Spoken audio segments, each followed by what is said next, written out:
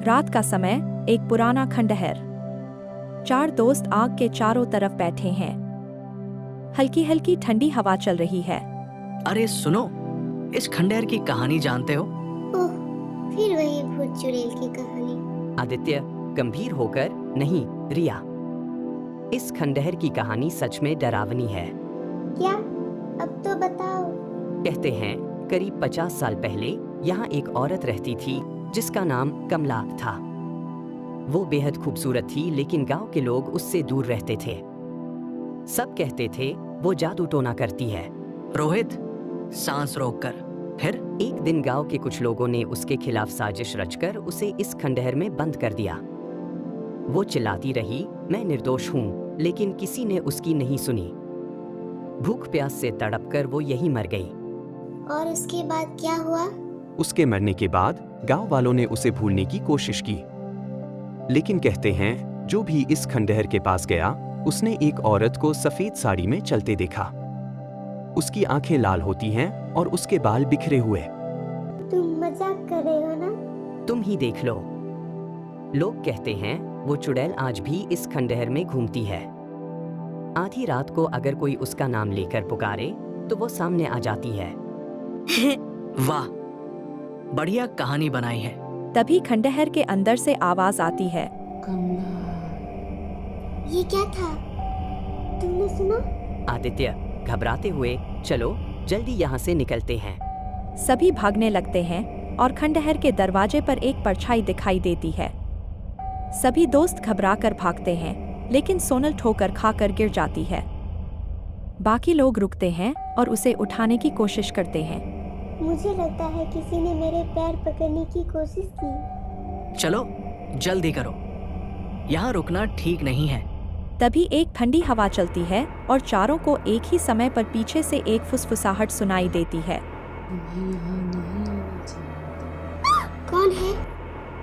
कौन बोल रहा है? शब चुप रहो, हमें बिना पीछे देखे बाहर निकलना होगा। सभी हड़बड़ी में खंडहर का दरवाजा ढूंढने की कोशिश करते हैं, लेकिन दरवाजा गायब हो चुका है।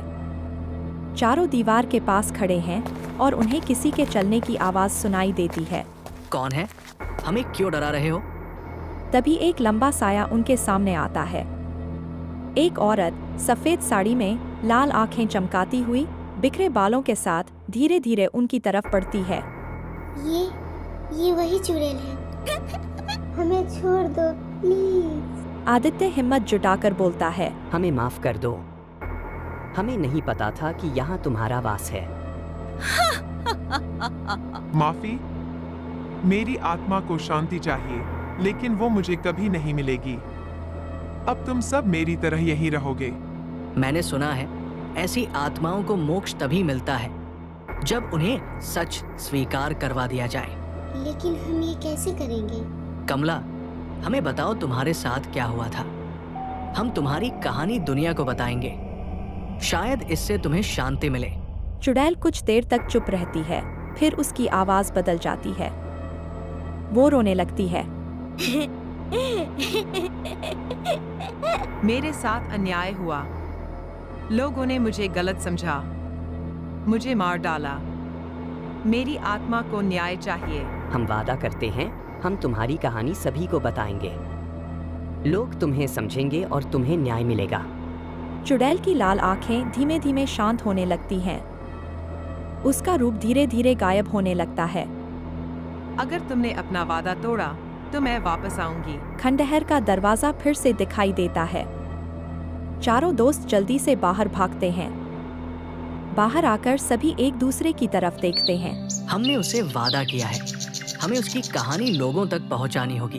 हाँ, और इसे पूरा करना ही होगा। इस घटना के बाद चारों दोस्त गांव में जाकर कमला की सच्चाई सबको बताते हैं। धीरे धीरे लोग उसकी कहानी सुनते हैं और उसकी आत्मा को न्याय दिलाने का प्रयास करते हैं। लेकिन क्या कमला सच में मुक्त हुई या वह कहीं छुपकर इंतजार कर रही है? यह सवाल आज भी अनसुलझा है।